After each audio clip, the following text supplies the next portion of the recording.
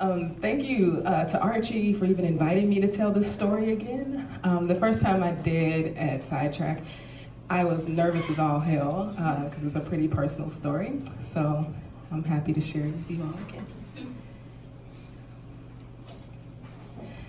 So I am the epitome of a daddy's girl. I was with him or around him for the majority of my childhood. My mother was always around, loving us, training us, keeping us in blind, but she worked in the burbs, and so I spent a lot of time with my dad. That meant sports, lots of sports.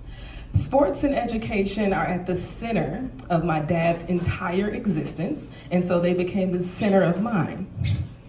I was a gym rat, and I loved it. I loved sports, and I was really good at them too. Now, at my grammar school, when you went into 6th grade, you had the opportunity to try out for the basketball team. I was excited. And I didn't care that it was a boys' basketball team either. I was ready to go. I wanted to play. So I tried out for the team and I made it. I was good, like really good. Now, when you go into 6th grade, you also turn 11. And when I turned 11, all these things started to grow, especially these.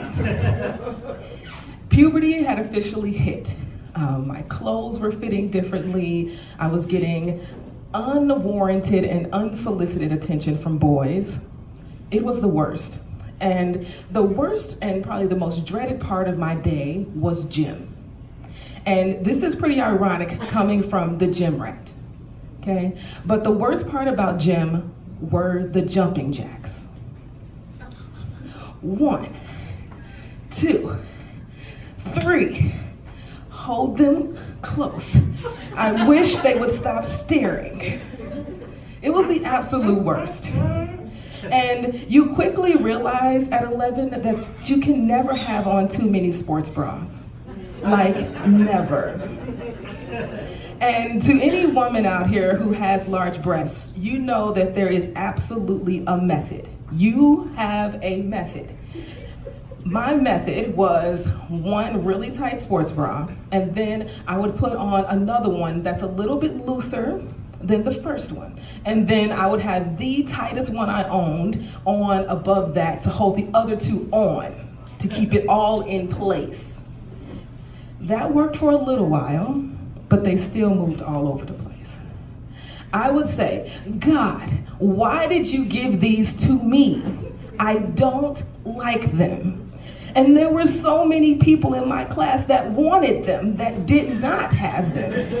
They would say, Anna, I'll take them. And I replied, you can have them at any time. You just tell me when and where.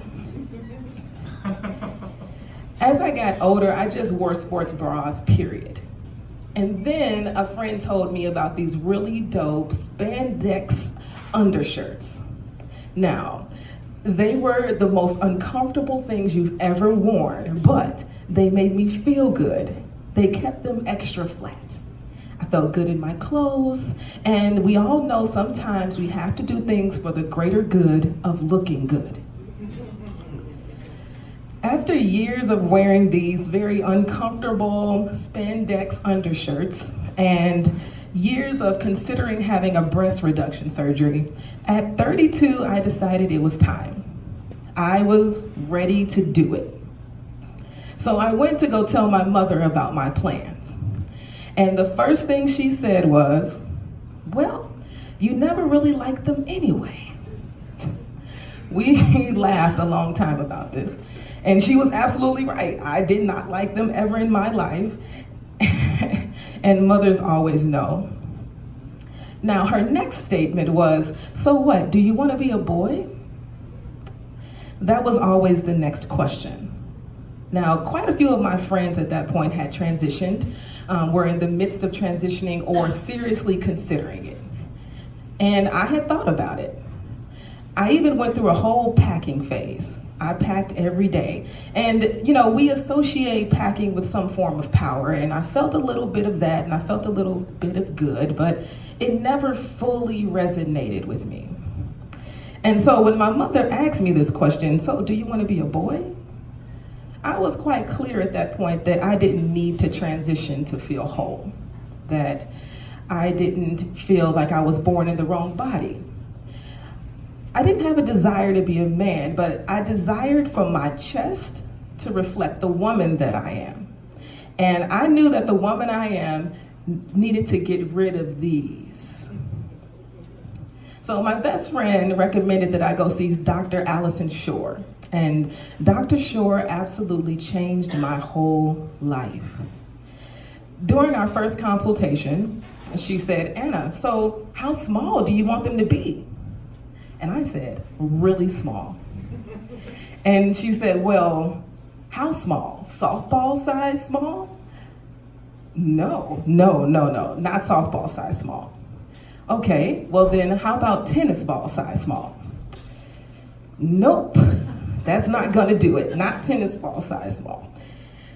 Okay, Anna, golf ball size small. Golf ball size small, that's it. I wanna have golf ball size small breasts. Well, then surgery happened. I was very high, it was sweet and short.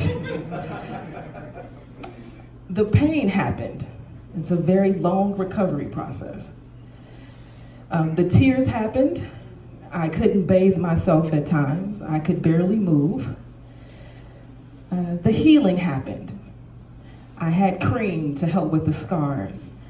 I was able to throw away those very uncomfortable spandex undershirts. I put on a button-up shirt and stood in the mirror and I smiled. 10 pounds gone. That's what I said. Damn. My wife, my family, my friends, they were all there and I needed every single one of them. I found a solution that worked for me. And I'm grateful that I was given the time to find that solution for me. And I'm grateful that I decided to own my own body.